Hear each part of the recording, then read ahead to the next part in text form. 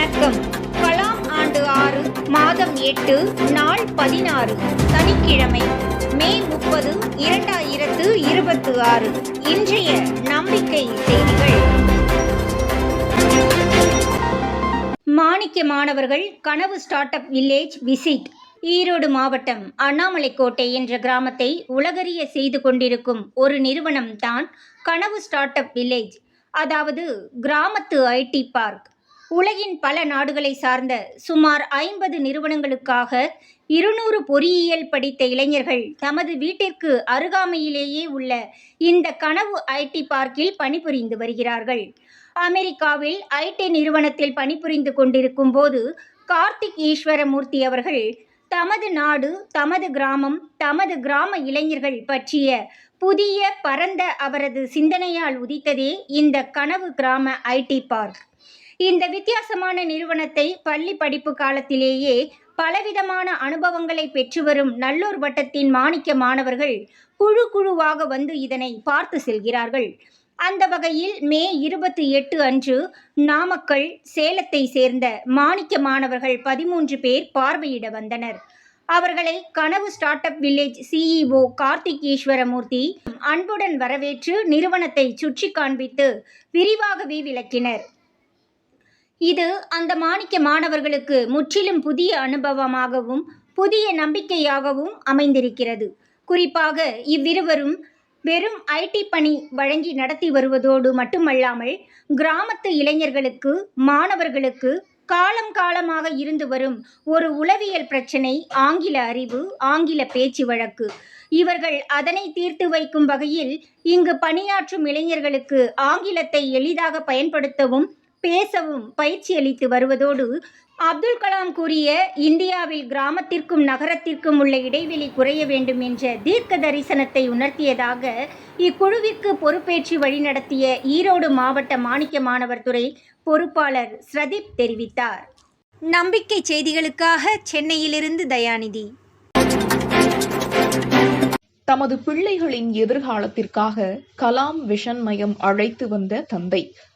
தொடர்ந்து மாணிக்க மாணவர்கள் பற்றிய தகவல்கள் தமிழகத்தில் பரவி வரும் நிலையில், விழுப்புரம் மாவட்டம் வானூர் கிராமத்தைச் சேர்ந்த தமிழக அரசு ஊழியர் சிவசங்கர் தமது பிள்ளைகளும் மாணிக்க மாணவர் போன்று வளர்ந்து நாட்டிற்கு பயன்பட வேண்டும் என்ற ஆவலில் சென்னையில் உறவினர் இல்லத்திற்கு குடும்பத்துடன் வந்திருந்த போது சிவசங்கர் தமது பிள்ளைகள் மற்றும் மைத்துனரை மே 28 வியாழனன்று நல்லூர் வட்டத்தின் அலுவலகமான கலாம் விஷன் மையத்திற்கு அழைத்து வந்து அங்கு அவரே நல்லூர் வட்டம் பற்றி எடுத்துச் சொன்னது, கலாம் விஷன் மையம் ஒரு தவபூமியாக சமூகம் பார்ப்பது மகிழ்ச்சி அளிப்பதாக இருக்கிறது என்று நல்லூர் வட்டத்தின் மாநில பொறுப்பாளர் முத்துகிருஷ்ணன் தெரிவித்தார். செய்திகளுக்காக சேலத்திலிருந்து சி. ஹரிஸ்வேதா. சிந்தனை பேச்சு பயிலரங்கம் அறிவின் அருவி நிகழ்ச்சி சென்னையில் மே மாதம் 28, 2026 வியாழக்கிழமை அன்று மாலை 4 மணி முதல் 6 மணி வரை சென்னை சூளைமேட்டில் சவுத் இந்தியா நர்சிங் பாராமெடிக்கல் இன்ஸ்டிடியூட்டில் அறிவின் அருவி நிகழ்ச்சி நடைபெற்றது. இந்நிகழ்வில் மொத்தம் 49 பேர் கலந்து கொண்டார்கள். மாணிக்க மாணவர் மோகன் குரு வரவேற்புரையாற்ற சென்னை மண்டல பொறுப்பாளர் நாகராஜ் அவர்கள் அறிவின் அருவி நிகழ்ச்சி பற்றிய விளக்கம் அளித்தார்.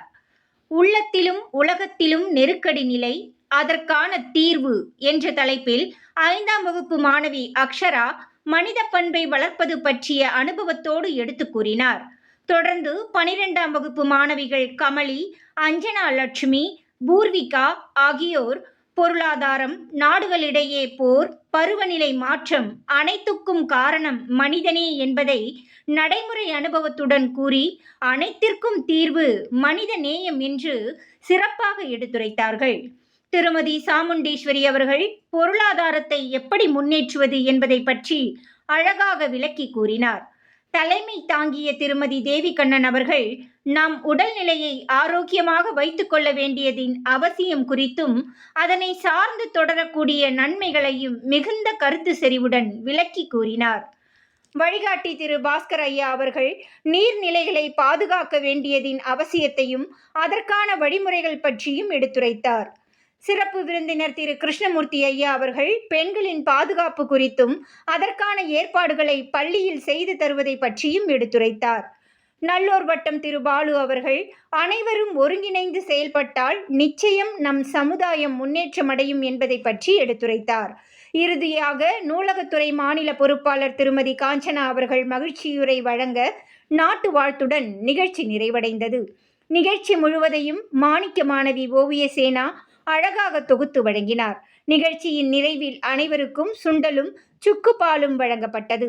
இந்நிகழ்ச்சியில் நல்லூர் வட்ட பொறுப்பாளர்கள் திரு குட்டியப்பன், திரு கோவர்தன் ஐயா, திரு ரவி, திருமதி தயாநிதி, மாணிக்க மாணவர்கள் பிரணீத், மோகன் குரு, கல்லூரி பேராசிரியர் திரு ஜோதி தாமோதர், நர்சிங் டியூட்டர் திருமதி ராஜேஸ்வரி, திருமதி கலைசெல்வி, ட்ரஸ்ட் உறுப்பினர்கள் ஆகியோர்கள் கலந்து கொண்டனர் என்று நூலகத்துறை மாநில பொறுப்பாளர் ஆசிரியை காஞ்சனா தெரிவித்தார். தன்னலமற்ற சமூக செயல்பாட்டாளர்கள் ஒன்றிணைந்து மூன்றாவது சக்தியாக, மக்கள் சக்தியாக காட்சியளிக்கும் இடம் நல்லூர் வட்டம். தியாகம் செய்து நமது தலைவர்கள் வாங்கி கொடுத்த சுதந்திரம், வேற்றுமைகளை கடந்து அனைத்து மக்களும் மகிழ்ச்சியுடன் வாழ்வதோடு முன்னேற்றமும் கண்டு உலகினையே நல்வழி நடத்தும் சிறந்த ஆட்சியினை கொண்ட மக்களாட்சியை கொண்டு வந்துவிட முடியும் என்பதே அவர்களது நம்பிக்கையாயிருந்தது. ஆனால் அதனை செயல்படுத்த வேண்டுமானால் அவர்களைப் போன்ற தியாகமும் திறனும் அர்ப்பணிப்பும் கொண்ட 1% மக்கள் ஒன்றிணைந்து பொறுப்பேற்று திட்டமிட்டு செயல்பட்டால் மட்டுமே அது சாத்தியம். அப்படிப்பட்ட 1% மக்களை ஒன்றிணைக்கவே நல்லூர் வட்டம் கடந்த 25 ஆண்டுகளாக தம்மை அர்ப்பணித்து கொண்டு செயல்பட்டு வருகிறது. அத்தகைய ஒன்றிணைக்கும் செயல்பாடுகளில் ஒன்றுதான் அமைப்புகள் களம். மே 26 செவ்வாய் அன்று மாலை காஞ்சிபுரத்தில் நடைபெற்ற அத்தகைய மூன்றாவது சக்தி சந்திப்பில் நல்லூர் வட்டத்தின் பல்வேறு துறை பொறுப்பாளர்களான குப்பை மேலாண்மை துறை கவியரசன், தொழில் முனைவோர் துறை புனிதா, இளம் சாதனையாளர்கள் துறை விஷ்ணு, செங்கல்பட்டு பில்டர்ஸ் நல அறக்கட்டளை தலைவர் PS ஸ்ரீதர், காஞ்சிபுரம் பொறியாளர்கள் நல அறக்கட்டளை MG சுந்தர், சர்வம் அறக்கட்டளை தலைவர் பன்னீர்செல்வம், பசுமை மேகநாதன், மரம் நடுவோர், பசுமை சரண், மரம் மற்றும் மாணவர்கள் முப்படை பிரிவு தயார் செய்தல், விழுதுகள் அமைப்பு முருகன் ஆகியோர் கலந்து கொண்டது மக்கள் சக்தி வலுவடைந்து வருவதை உணர்த்தியதாக காஞ்சிபுரம் மாவட்ட பொறுப்பாளர் ராஜசேகர் தெரிவித்தார். நம்பிக்கை செய்திகளுக்காக சென்னையிலிருந்து தயாநிதி. இத்துடன் இன்றைய நம்பிக்கை செய்திகள் நிறைவடைந்தன.